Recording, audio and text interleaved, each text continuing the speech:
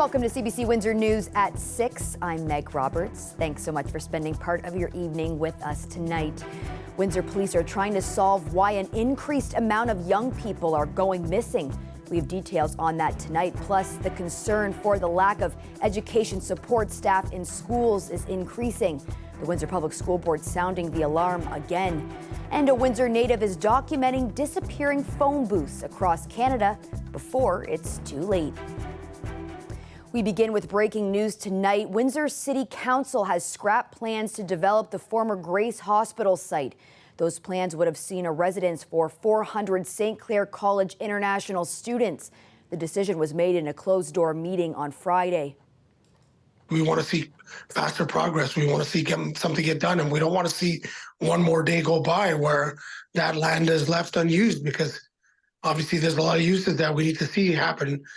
There's a housing crisis going on. There's student needs. There's a lot that could potentially happen with that site. And, you know, now that the RFP's back out, we're confident because we know that there's been some interest, and, you know, hopefully we see something happen sooner than later. Ohio-based Fairmount Properties was chosen by the city in 2021 to be the developer of the site. CBC News has requested comment from St. Clair College and Fairmount Properties. An increasing number of young people in Windsor and Amherstburg are going missing. That's according to new numbers released by Windsor Police today. Now they're trying out a new 3-month pilot program to try and solve the problem. The CBC's TJ Deere reports. So far this year, Windsor Police say 97 people between the ages of 12 to 25 have gone missing in Windsor and Amherstburg. But because many of them went missing more than once, it's resulted in 654 individual reports in 2023. Children and young people who frequently go missing from their circle of care are at significant risk of harm, regardless of the length of time away.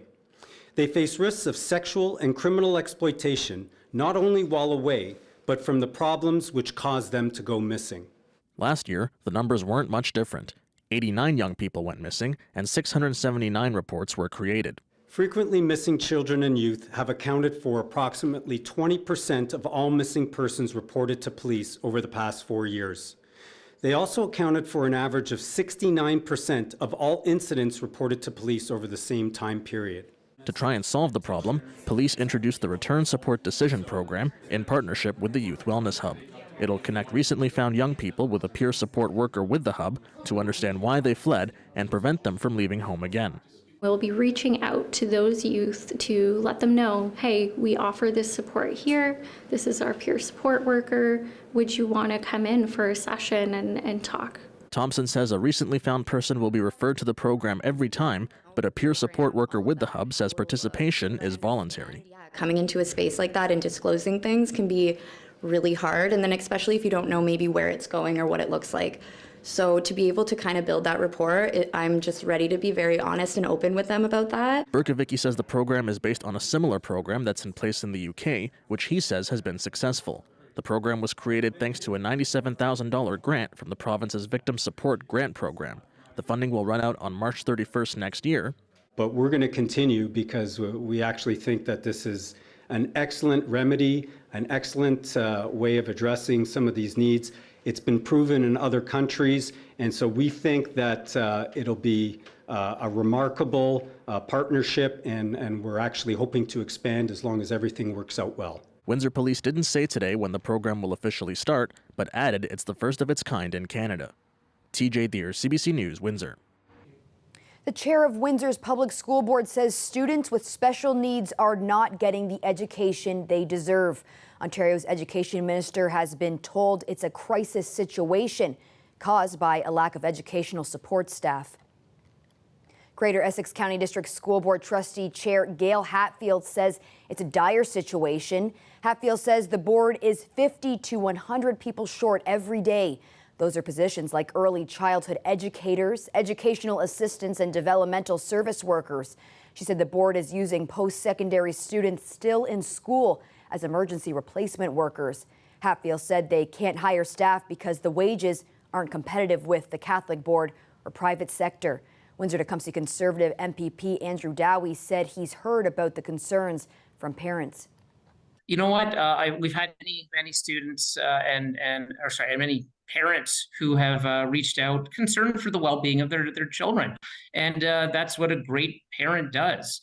They want to give their kids every possible opportunity. There are ways that we can help the existing staff to help the students that are in the classroom by upskilling. But certainly, we need to keep at it and encouraging and incentivizing the career options that are available to help, because we need to attract people into these careers because our students do need that help. And when the workforce isn't there, then they can't get that help. Dowie pointed to historic investments in the education sector when asked how the province plans to address what the board calls a crisis. He also highlighted a recent announcement that increased the wage floor for early childhood educators. Dowie said he wants to work with the board to get a better understanding why students aren't getting what they require. Now we're learning new details today as the coroner's inquest into the death of Derek Teskey continues. In June of 2019, OPP were called to Teskey's mother's home in Tecumseh. One of the officers fatally shot Teskey after police say he swung a steak knife and a pair of scissors at police. Another officer suffered a stab wound to his forearm before that happened. OPP Sergeant Chris Troop said today during the inquest that officers feared for their lives and also for Teskey's, who was in the home's bathroom and had stopped communicating. Troop, who was a formal crisis negotiation training, said he stands by his decision to open the bathroom door because he says they have a duty to preserve life.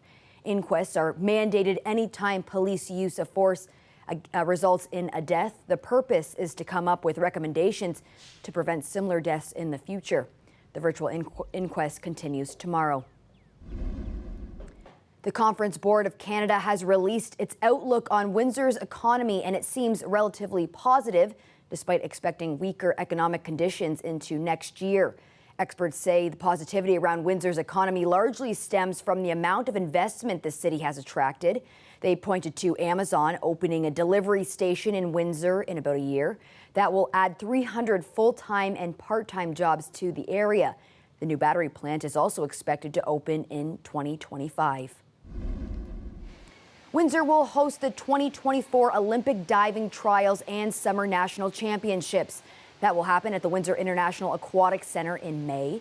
The province announced today it will be providing $100,000 to Diving Canada to help make it happen.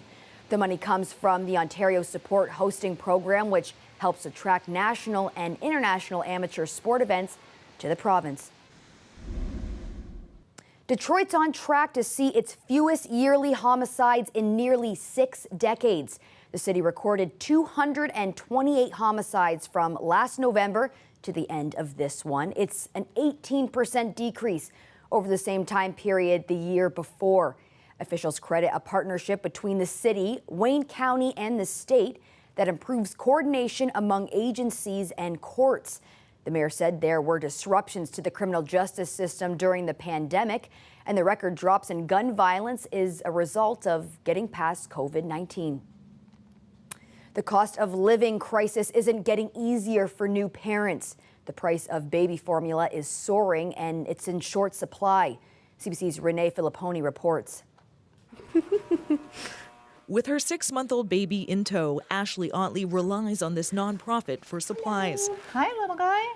Everything these days costs more, but she says the price of formula is through the roof. I mean, I'm spending $70 on a container that feeds him for a week. Such a cutie. The single mom was unable to breastfeed, and her son is only able to digest certain types of formula, which she often can't find. I've got family up north that check stores up north and they'll ship it down. I have family in Ontario that'll ship it this way. A shortage started last year when a manufacturing plant in the U.S. went offline. Most of the formula used in Canada is imported from the U.S., though the federal government has now authorized imports from Europe to try and stabilize supply and hopefully lower prices. Infant formula has risen almost 5 times more than the average food product in a grocery store since March of 2022. To make the situation worse, there is limited formula produced in Canada, with only one facility, and it exports the majority of its products to China. It's really important. This nurse urges parents in need to reach out to public health teams for help. Can make referrals on an individual case-by-case basis to emergency supports like food banks or other community resources that may have emergency formula stock available. Sadly, our big gap is formula, obviously. But even this community resource struggles to get formula for parents desperately in need, especially with limits on how much you can buy. The system we have now is not working. We need to prioritize our babies. I know. Ottawa says it's working with companies interested in making formula in Canada to make sure nourishing the youngest Canadians is a priority. Go get 'em. Renee Filipponi, CBC News, Chilliwack, BC. A new international ranking shows the math scores of Canadian students have continued to drop. The latest results from the Organization for Economic Cooperation and Development were released today. CBC's Karen Pauls has the details. This test is done every 3 years, measuring how 15-year-olds do in math, science, and reading. Math was the focus this year. The results show Canadian math students are above average for OECD countries, but overall scores dropped between 2003 and 2022.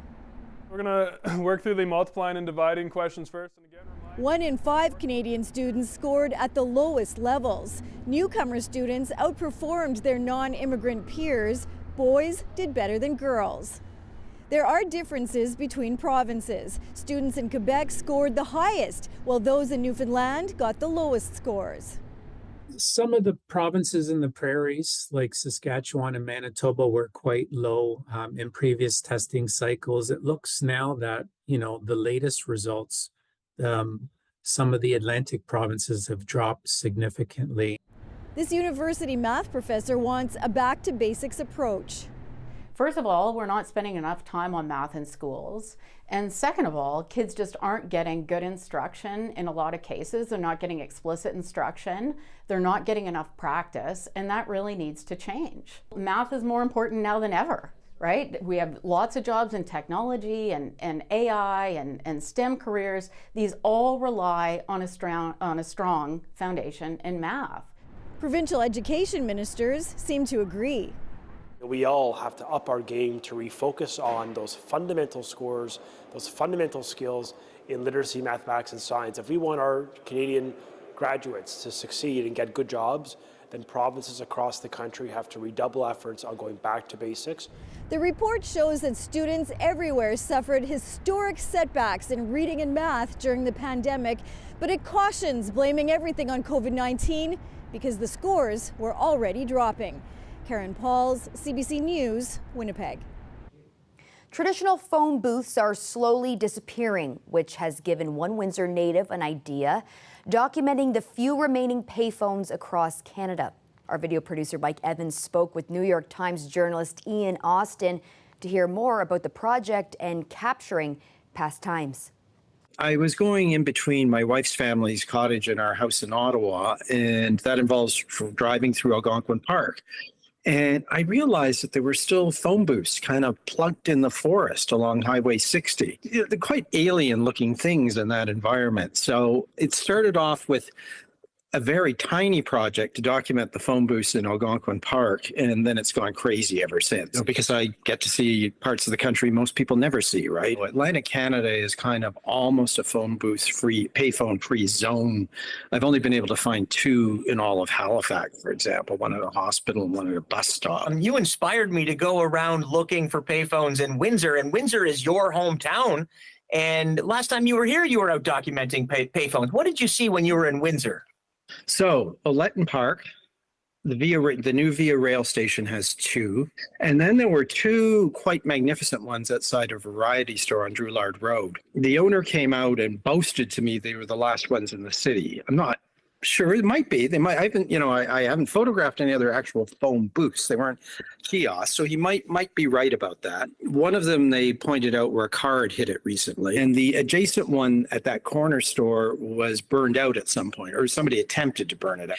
I decided from the beginning I would never have people in the photos because people then start thinking about the person. I want people to think about the payphone and who might have used it, how they would have used a similar payphone. You know, a lot of them have a lot of chrome on them. They sort of glow, even with all the graffiti and things. I mean, they kind of have like a presence to them that other devices don't have. I've certainly photographed more than, considerably over 100, but about 100 images so far.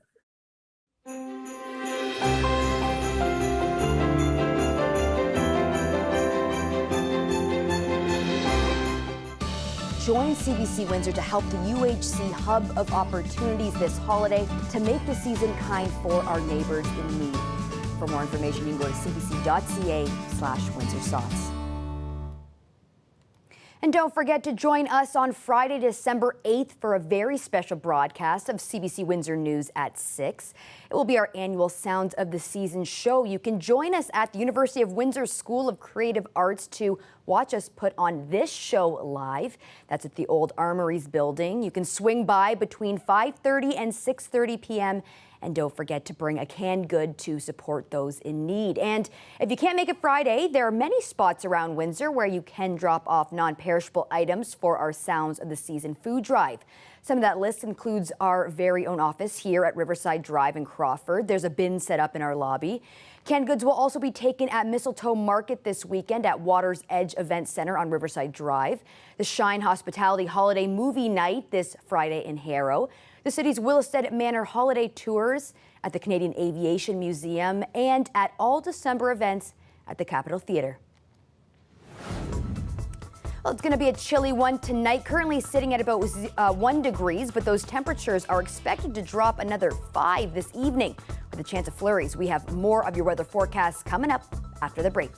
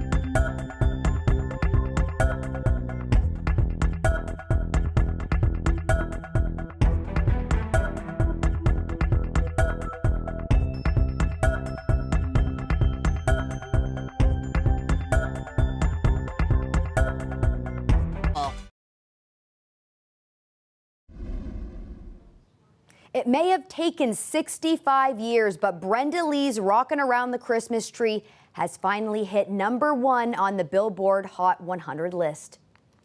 Rocking around the Christmas tree at the Christmas party hop. It's been a classic holiday tune for decades. Lee recorded the track when she was just 13 years old. Now at 78, she's the oldest woman to top the list. For the past few years, it's been Mariah Carey and All I Want for Christmas Is You hitting #1 for the festive season. Colette, what do you think? Is Rockin' Around the Christmas Tree the best Christmas song? It is not in my book. However, I am super thrilled for her and how excited she's been about it. And that shows you what TikTok can do for, it's not just for young folks, it's for everyone. So it is a good one, though. I will say that, Meg. Okay, well then what's one of your favorites? One of my absolute favorites, or probably my absolute favorite, is I'm Dreaming of a White Christmas. Oh, that's a lovely one. I just love that, and I love the Bing Crosby version of Irving Berlin's song. But when I was a kid, we had the Barbra Streisand record, Christmas record, which is amazing. And it starts with "The sun is shining, the grass is green." There are those added lyrics in there. So even in the summertime, that song will come into my head. And it's the only Christmas song that does that. How about you? Well, as a kid, my sister and I couldn't get enough of Feliz Navidad. I think we even had a choreographed dance.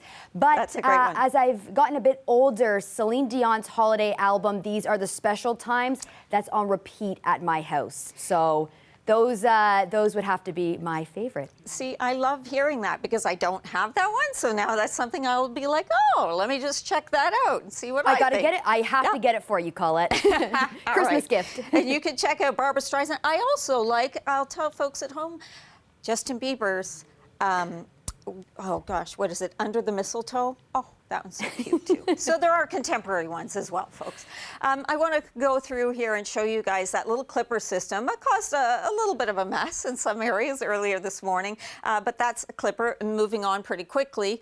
There were more significant snowfall amounts into eastern Ontario near the nation's capital, about 15 centimeters, and double that over towards Montreal. And with some cooler temperatures there, they'll hold on to that at least for a few days. But the milder air that is off to the southwest of southwestern Ontario, that's going to be coming in. Not so much tomorrow, but hold your horses. The warm front will be making its way in, and that will impact things. So our current temperatures, freezing or just a little bit above. Winds are generally light.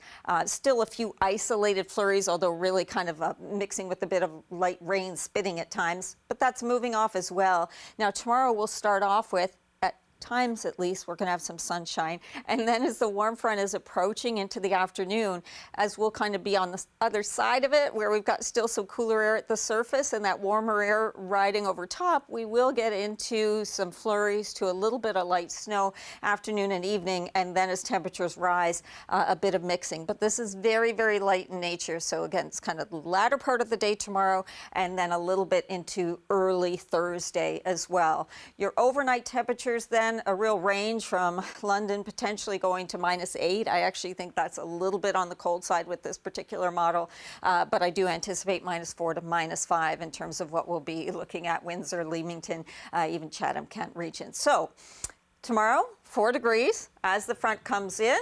There you go. We'll get into a little bit of that light, wet stuff, just kind of a dusting, and then the temperature rises, changes it over to some showers. Those move out. We get a couple of decent days until this next system comes in, and that one's going to pack not only rain because of the temperatures, but some windy conditions too. Not very festive, Meg. Well, it's been overcast and kind of dreary for it feels like a long time now, so I'm looking forward to seeing some sun. Yes, me too. Thanks so much for that, Colette. You're welcome. More news coming up after the break. Stay with us.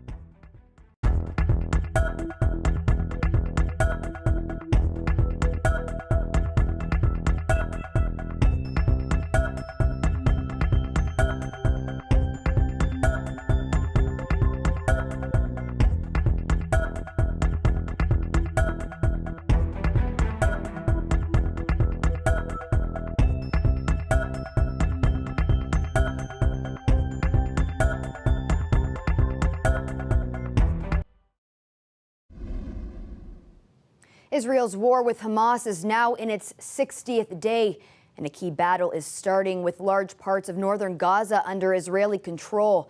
IDF troops have advanced into the last section of the territory that remains in the hands of the militants. CBC's Sasha Petrusik has the latest.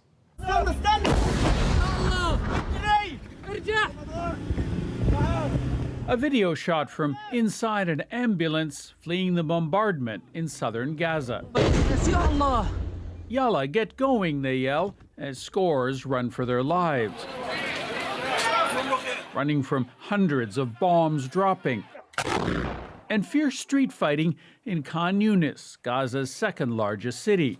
This video from the perspective of the militant group Islamic Jihad.